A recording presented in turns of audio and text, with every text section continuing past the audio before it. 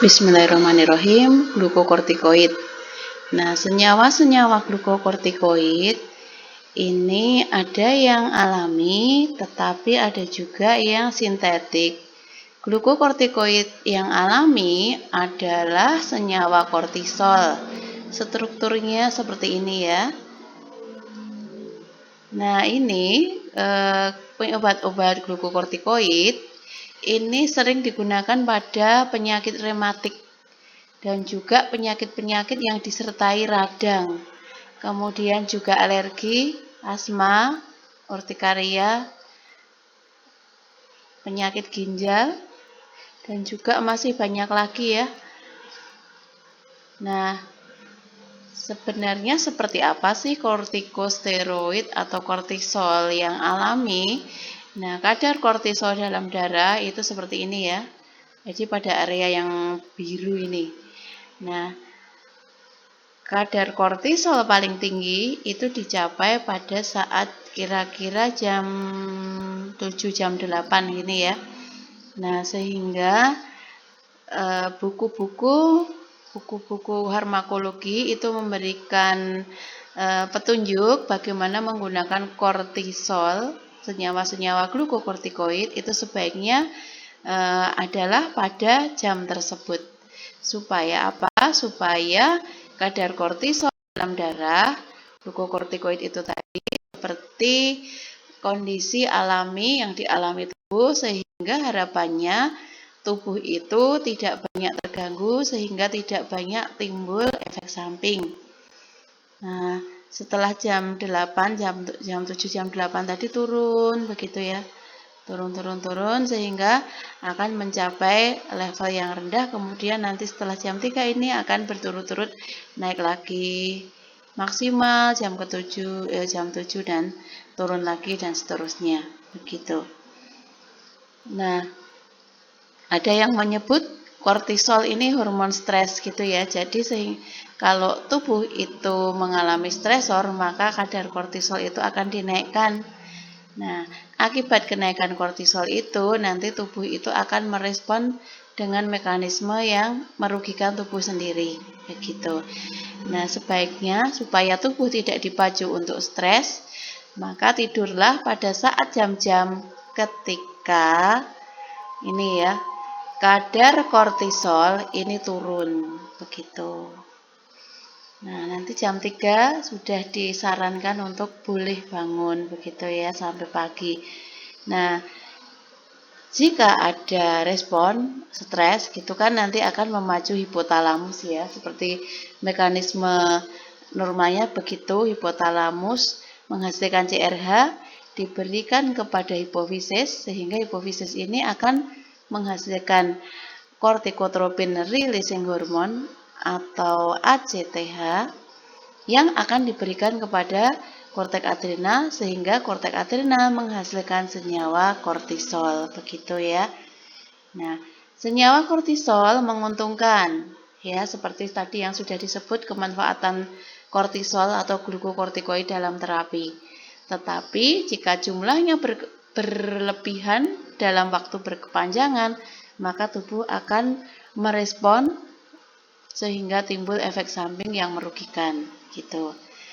Nah, sebenarnya ada metode untuk menggunakan terapi glukokortikoid yang ideal begitu ya. Jadi usahakan dosis tunggal, pemakaian sehari sekali. Kapan itu? Ya tadi sebagaimana mengikuti ritme harian tubuh ya, pagi begitu. Nah, apalagi kalau glukokortikoidnya itu yang digunakan adalah glukokortikoid yang kerjanya panjang, maka usahakan dosis tunggal begitu. Lalu tentukan dosis yang tepat, dosis individual. Kenapa disebut dosis individual? Setiap orang akan berbeda dosisnya, disesuaikan dengan kebutuhan terapi sesuai dengan penyakitnya. Kemudian terapi bisa diganti gitu ya, terapi obatnya diganti. Misalnya yang awalnya itu jangka panjang kemudian diganti dengan jangka kerja yang menengah, tentunya ini dengan petunjuk dokter gitu ya. Kemudian waspadai adanya adverse drug reaction ya, efek samping obat. Nah, karena efek samping glukokortikoid atau kortisol itu cukup beragam. Kemudian pada pemakaian jangka panjang, jika akan dihentikan, maka tidak boleh dihentikan mendadak, tetapi dengan cara tapering off gitu ya, untuk menghindari gejala putus obat. Tapering off itu dosisnya diturunkan secara bertahap sampai pada suatu saat pasien tidak menggunakan glukokortikoid lagi. Kemudian pada selang waktu tertentu, lakukan pemeriksaan tertentu, misalnya pemeriksaan glukosa darah, pemeriksaan komposisi darah, pemeriksaan. Nah, ini untuk mewaspadai, yang keenam ini ya, untuk mewaspadai efek samping yang kemungkinan bisa menyertai pemakaian glukokortikoid yang berkepanjangan. Glukokortikoid berkepanjangan itu kan digunakan pada misalnya penderita asma, kemudian rematik gitu ya. Nah, kemudian penggolongan menurut lama kerjanya ada glukokortikoid yang kerja singkat. Contohnya ini, ada yang kerja menengah, ada pula yang kerja panjang atau kerja lama. Ini ya, sangat sering dipakai dexamethasone, sedangkan kerjanya sebenarnya kerja lama, maka alangkah baiknya digunakan dengan dosis tunggal begitu. Ini perbandingan potensi relatif glukokortikoid. Nah, di sini terlihat bahwa kortisol ini ya, daya antiinflamasinya 1, sedangkan dexamethasone itu 5 kali lebih kuat. Nah, dexamethasone digolongkan sebagai kerja yang long acting, ya kerja lama, begitu. Nah, retensi natriumnya 0, begitu ya. Nah, beda dengan mana ya, methylprednisolone, itu kerja daya antiinflamasinya 5 kali hidrokortison. Nah, tetapi kenapa methylprednisolone ini juga sering digunakan daripada dexamethasone? Ternyata methylprednisolone mempunyai keuntungan dia kerjanya itu intermediate, sehingga efek akumulasi obat di dalam badan lebih aman daripada dexamethasone. Begitu ya. Nah, ini ya. Nah, jadi bisa diseling. Dexamethasone daya antiinflamasinya kuat, tetapi ternyata dia long acting begitu. Nah, bisa membahayakan pada dampak akumulasi obat gitu ya. Nah, hati-hati atau kontraindikasi ya. Harus diperhatikan betul pemberian glukokortikoid ini pada penderita gangguan usus lambung. Kemudian psikosis, glaukoma, osteoporosis, penyakit jamur atau mikosis gitu ya. Kemudian beberapa penyakit virus itu juga harus hati-hati gitu. Karena glukokortikoid itu bisa menahan sistem imun, menurunkan sistem imun begitu. Nah, seandainya ada penyakit virus, kemudian kok diberi glukokortikoid, biasanya ada terapi substitusinya begitu ya. Apakah nanti diberi dengan antivirus atau kalau bakteri ya diberi antibakteri, sehingga nanti terjadi kewaspadaan terhadap terjadinya infeksi sekunder begitu. Nah, ini glukokortikoid ini berfungsi mengurangi inflamasi atau radang karena glukokortikoid ini mengurangi distribusi leukosit ke daerah perifer. Gitu ya. Nah, karena leukosit yang merupakan pembunuh dari bakteri-bakteri atau zat asing itu dihalangi untuk masuk ke daerah inflamasi, maka daya imun manusia yang menggunakan itu menjadi berkurang begitu. Nah, itulah sebabnya seringkali pemakaian glukokortikoid itu dikombinasikan dengan antibiotik begitu, termasuk sitokain dan semokain ini ya. Ini merupakan mediator inflamasi yang sering bergerak ke daerah ini ya, daerah inflamasi. Nah, ini akibatnya nanti kalau sitokain dan semokainnya dihambat geraknya, maka besarnya radang itu akan tidak besar sekali ya, tidak terlalu sakit begitu. Kortikosteroid juga menghambat makrofag dan penghasil antigen lain. Padahal makrofag ini adalah bereaksi dengan antigen melawan zat asing begitu. Jadi glukokortikoid itu juga punya kerugian, yaitu ini tadi ya, saya sudah menyampaikan daya imun dari penderita yang menggunakan glukokortikoid itu akan berkurang begitu. Nah, ini efek topikalnya, vasokonstriksi. Dia akan meredakan radang, menekan granulasi sel mas, dan menekan antihistamin, sehingga ini glukokortikoid topikal sering digunakan untuk anti alergi gitu ya, menurunkan permeabilitas pembuluh darah begitu. Daya bunuh bakteri menjadi berkurang karena glukokortikoid itu menekan kerja makrofag. Makrofag itu sel darah putih yang ukurannya makro gitu ya. Makro itu besar, faga itu fagositosit ya, memakan gitu. Jadi sel darah putih besar yang tugasnya itu memakan zat-zat asing begitu. Nah, yang diharapkan yang tidak diharapkan, maaf, dari glukokortikoid itu adalah ini ya, antibodi yang turun. Kemudian penekanan terhadap ACTH, GH, LH begitu. Kemudian redistribusi lemak dalam tubuh.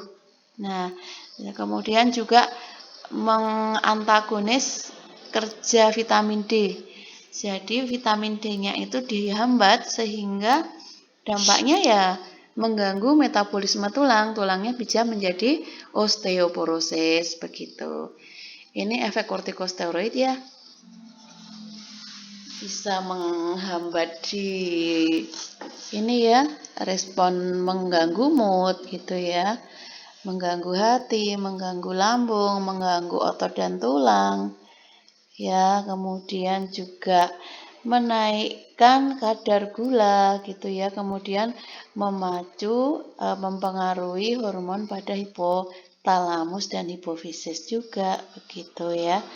Sehingga walaupun glukokortikoid, dexamethasone itu penggunaannya sangat banyak, tentunya kewaspadaan terhadap efek samping itu juga harus diwaspadai gitu ya. Nah, pada penderita yang menggunakan terapi glukokortikoid, maka turunkan konsumsi natriumnya untuk mencegah gangguan elektrolit dan hipertensi. Kurangi garamnya gitu ya. Dan senyawa-senyawa lain yang mengandung natrium, misalnya soda gitu ya. Kemudian asupan kalori ini dikurangi untuk mencegah obesitas. Nah, kemudian perhatikan lambung gitu ya, jika perlu dengan antasida. Kemudian proteinnya yang ditingkatkan untuk ini pemecahan terjadinya glukogenesis ini ya. Nah, kemudian cegah juga osteoporosis. Ini efek sampingnya. Ini ya, insomnia, perubahan perilaku, lupus, ya, akne tadi sudah ada gambarnya tadi. Kemudian yang sering terkenal itu adalah adanya moon phases gitu ya. Ini adalah suatu gangguan di mana ada deposisi lemak begitu ya. Nah, kira-kira seperti ini. Moon phases atau akrab dikenal dengan Cushing syndrome gitu ya. Ya, kira-kira bentukannya seperti ini ya. Perubahan personal, ada moon phase ya, membulat gitu ya. Mudah infeksi pada pria, male, terjadi ginekomasti. Ini yang ditunjukkan di mamai ini ya. Mamainya membesar pada pria. Kemudian fat deposit on face and back shoulders. Jadi ada di posisi lemak, penumpukan lemak di wajah dan juga di belakang. Begitu. Kemudian juga di perut, ini ada obesitas sentral, gitu.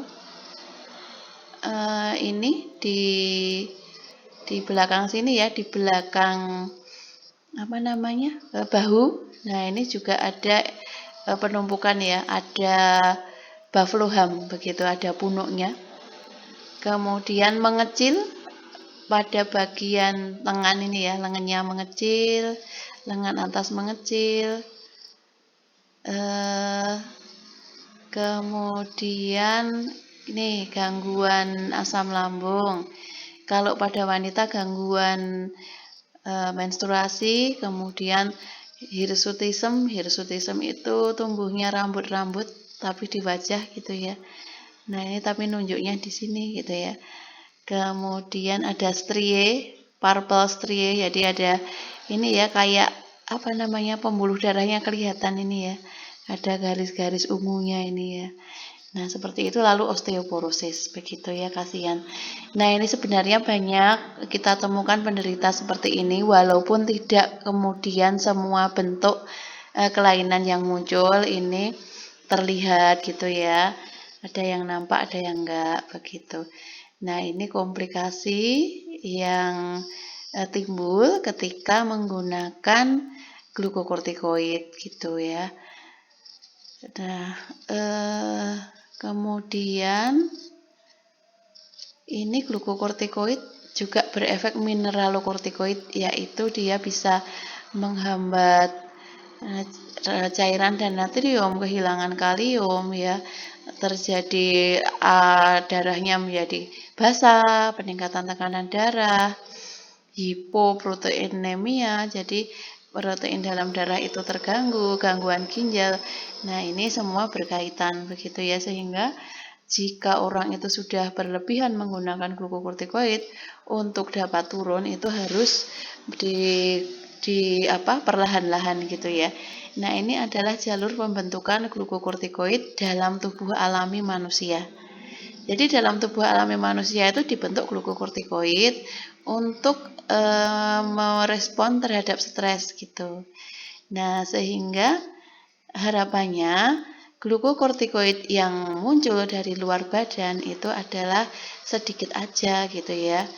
Gitu. Artinya jangan stres. Nah, ini glukokortikoid atau kortisol itu dibuat dari senyawa kolesterol yang mengalami berbagai tahap-tahap seperti ini. Di mana ini terjadinya? Di korteks adrenal yang di dekat pinggang di ginjal, organ ginjal itu ya. Nih, ada progesteron gitu ya. Jadi pada pria dan wanita ya, ini semua terjadi ya. Nah, kemudian nanti ada yang menghasilkan kortisol, ada yang menghasilkan aldosteron.